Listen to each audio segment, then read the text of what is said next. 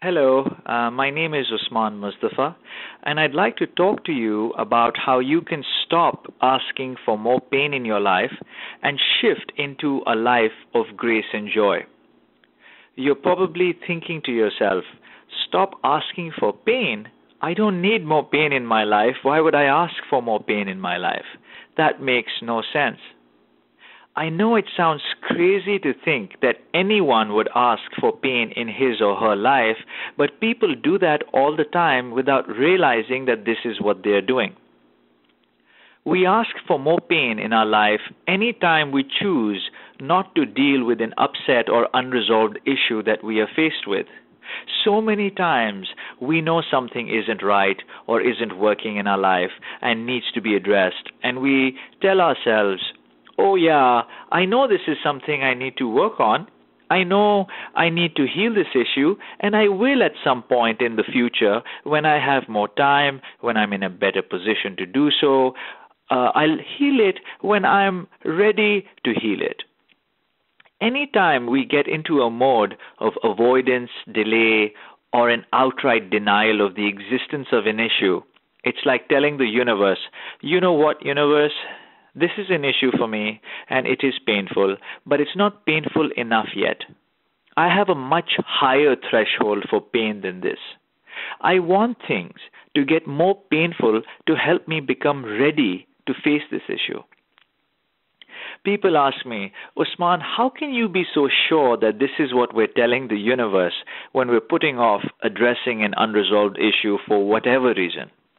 I respond by asking them, tell me, how many times have you been in situations where you were trying to avoid facing an issue and it somehow just kept coming back into your life?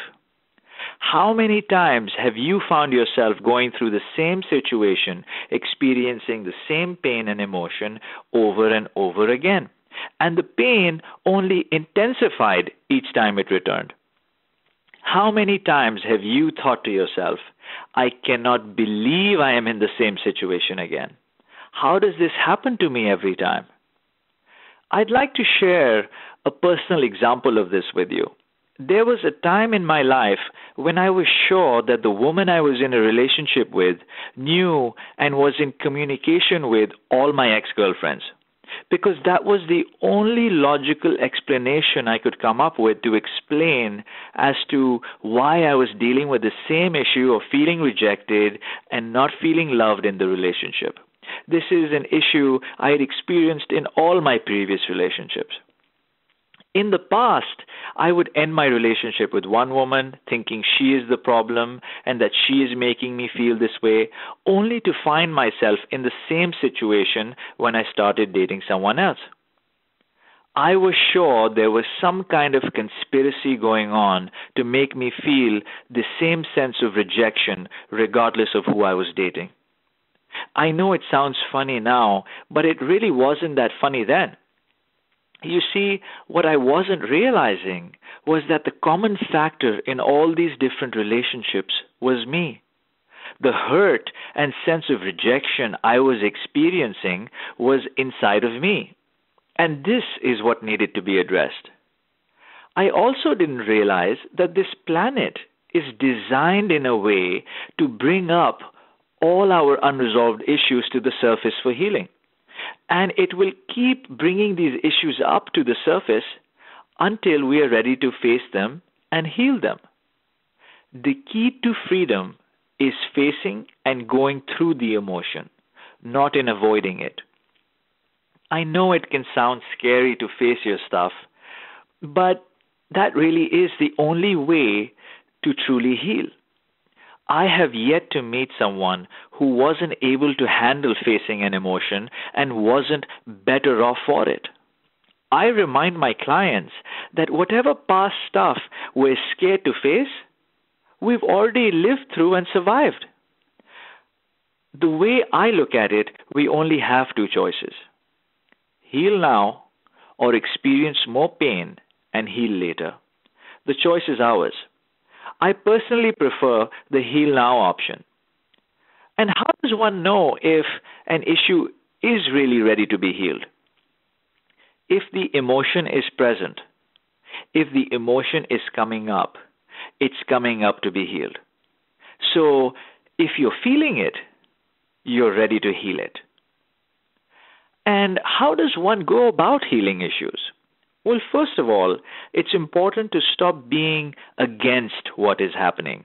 It's important to stop playing the victim, to stop thinking, woe is me, look at my bad luck, I always get screwed like this always happens to me.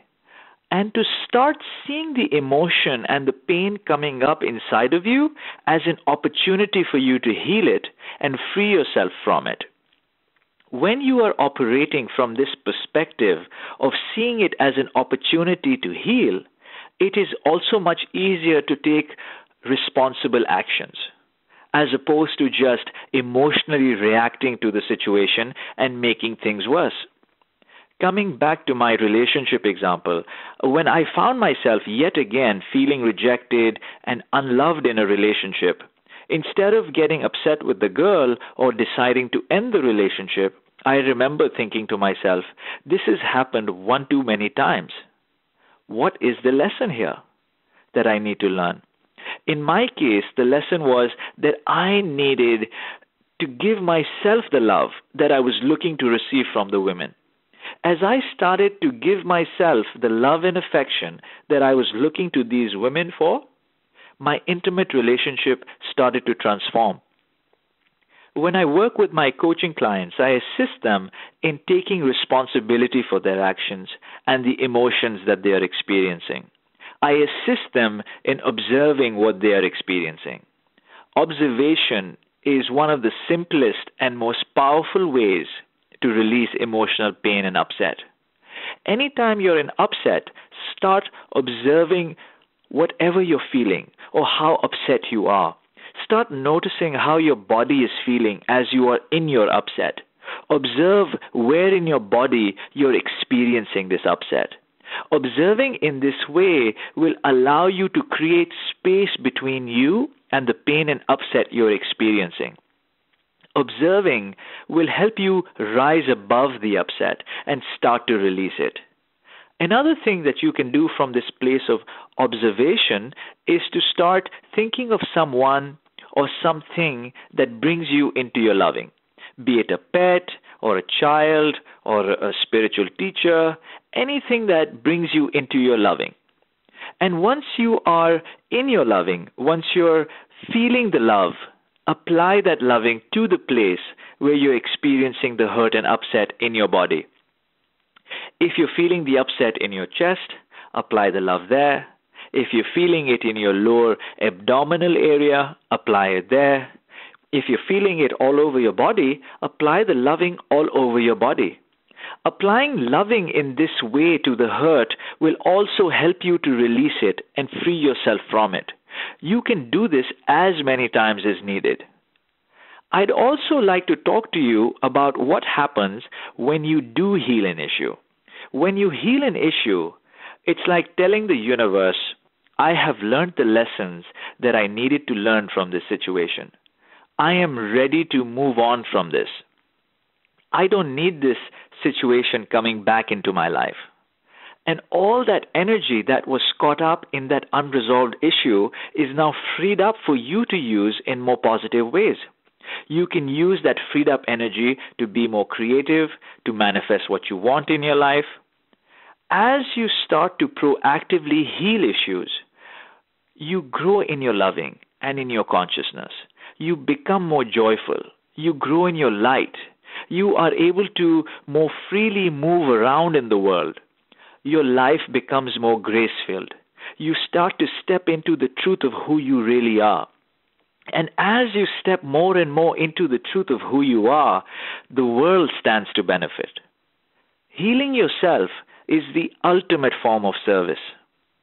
When you consciously choose to heal yourself, you are living Gandhi's teaching.